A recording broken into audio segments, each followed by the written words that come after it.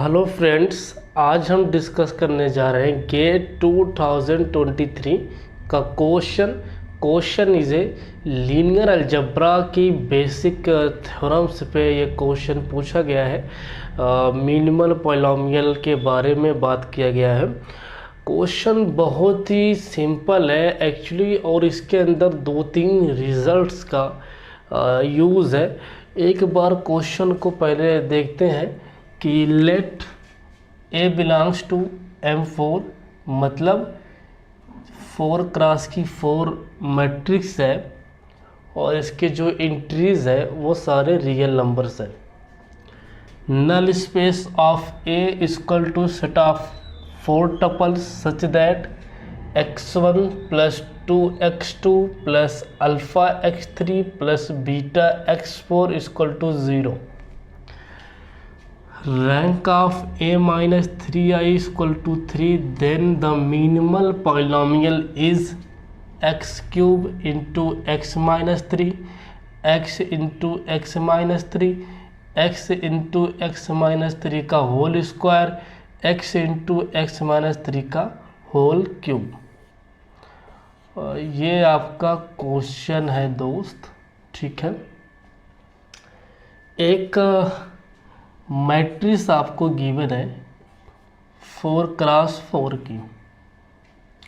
Null space आपको दिया गया है x1 plus 2x2 plus alpha x3 plus beta x4 equal to 0, ठीक है। अगर हम बात करते हैं नल स्पेस की डायमेंशन की, तो इसके अंदर 3 वेरिएबल फ्री वेरिएबल हो जाएंगे, यानी इसकी जो डायमेंशन आप निकालेंगे, ठीक है, तो dimension of null space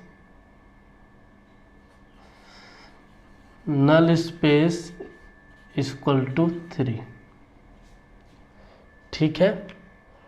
dimension of A null space of A equal to 3। इसके अंदर 3 वेरिएबल फ्री वेरिएबल है, ठीक है, और वो आप सिस्टम ऑफ जो लीनियर इक्वेशन होता है वहाँ से भी इसका डायमेंशन आप निकाल सकते हैं। वो आप डायमेंशन निकालना कोई बहुत बड़ा काम नहीं है, आप निकाल सकते हैं। इसका डायमेंशन 3 आ गया, ठीक है ना। अब सिल्वेस्टर लॉ के according dimension of null space, ठीक है, मतलब nullity of A equal to 3, यानी यहाँ पे आप कह सकते हैं nullity of A equal to 3। Dimension of A null space of A, आप नलिटी भी नाम दे सकते हैं, इसमें कोई दिक्कत नहीं है, ठीक है। Nullity of A equal to 3, ठीक है। अब सिल्वेस्टर्स लॉ लगाए अगर इसके अंदर, तो n बाई सिल्वेस्टर्स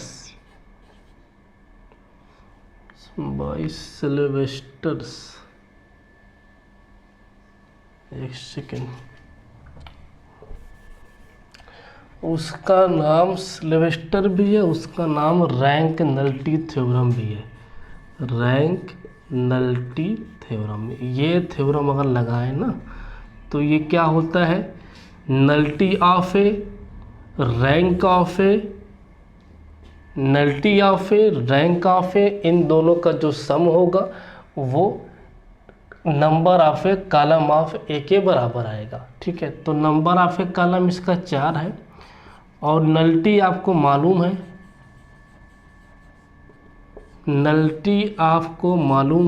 रैंक हमको निकालना है। इसी रैंक पे तो सारा काम होगा दोस्त।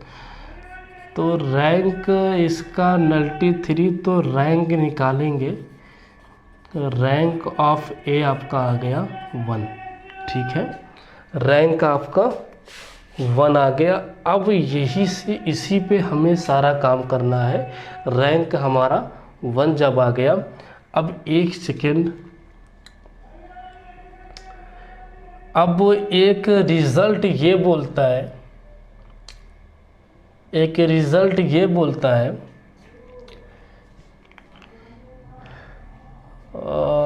कि अगर कोई मैट्रिक्स स्क्वायर है उसका ऑर्डर n है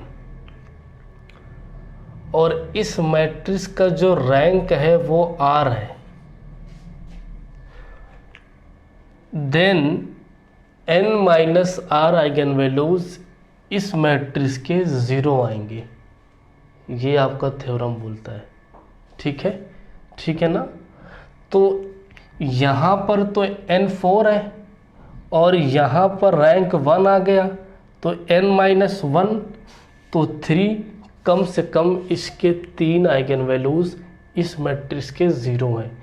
3 भी 4 भी हो सकते हैं, तो इसका ऑर्डर 4 है, तो इसके पास 4 आइगन वैल्यूज़ आएंगे। 3 तो कम से कम 0 है। तो अगर हम बात करें आइगन वैल्यूज़ की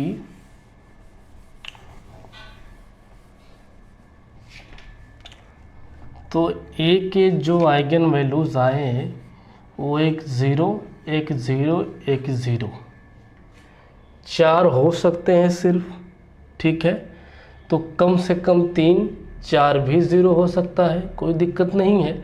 लेकिन एक थ्योरम ये बोलता है अगर a माइनस 3 का डिटर्मिनेंट 0 आएगा तो 3 is a eigen values of a।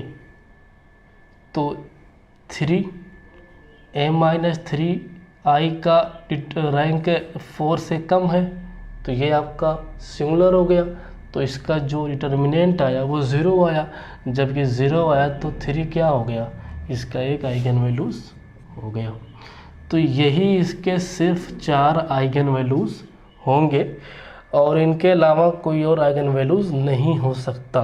ठीक है, तो हमें ये, अगर हम पहले एक सेकंड पहले हम इसका लिख देते हैं कैरेक्टरिस्टिक पॉलिनॉमियल।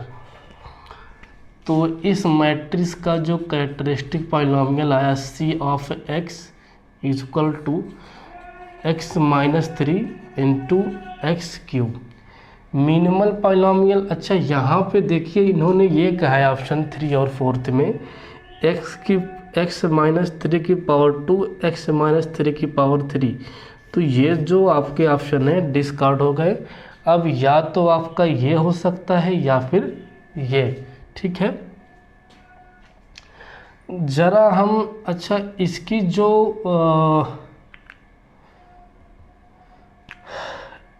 ये 3 है ना, तो इसका जो अलजेब्राइक मल्टीप्लिसिटी कितना है 3 का,